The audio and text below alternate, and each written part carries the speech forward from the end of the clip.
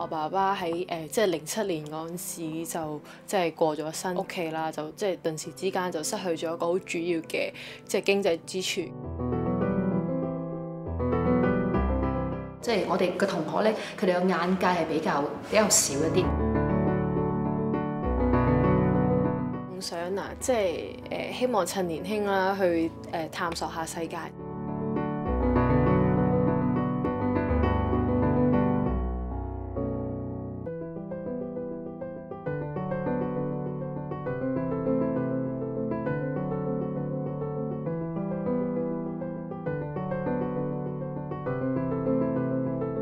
天水圍嗰個社區啦，都可能相對上嗰個嘅學習資源，即係唔係話即係太足夠啦。因為可能身處喺我即係就讀嗰個學習環境裏邊，可能學習英語嘅機會咧都係比人哋即係困難嘅。咁相對嗰個即係起步點啦，都會比人哋慢，比人哋弱咁樣。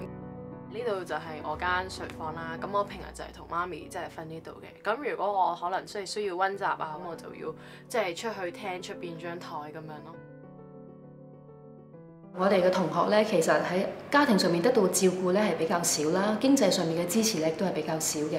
咁佢哋嘅眼界咧，其實係比較其他區嘅同學咧，都係見少好多嘢嘅。譬如有啲同學問佢啊，你有冇去過海洋公園啊，或者有冇去過九龍啊？咁我話都冇啊，但係我聽過啊。咁因為咧，我見到 engage 嘅資料啦，咁裡面其實頭先我講過幾個元素咧，我見到好似佢都有照顧到學生嘅需要啊。譬如我香港嘅企業啦，佢啲 mentor 啦，咁佢哋會係去帶住我哋嘅同學咁去做一啲嘅活動啦，裡面亦都有啲工作坊咧，譬如教佢哋寫求職信啊，啲面試嘅一啲技巧嘅準備啊，好少會見到有一個咁全面嘅同埋時間咁長嘅一個 program。No, I think you really did very well. Yeah, this is a very good shot Yes, as well. very nice sauce. Yeah. They probably should make use of the opportunity to try to improve their command of English. 我以前係一個即係都好怕醜、好被動啦，唔敢去同人用英語溝通嘅。我嘅 mentor 阿 Jane 啦，咁佢都成日去好鼓勵我，唔好去睇小自己啦。As I said, it's not an affluent environment here. The kids here, they actually take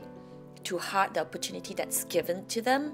They may be shy, that can be overcome. 嗰陣時對自己前途真係冇乜大嘅想法啦，身邊嘅老師啦或者屋企人都唔會話即係會特別同我即係主動去傾呢啲嘅問題嘅，所以對於 future plans 呢啲即係都會比較迷茫咁樣啦。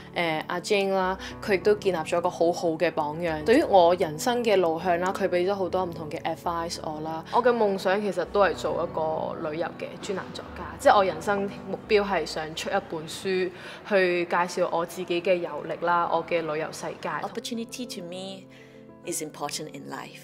I think each and every one of us ought to be given opportunity.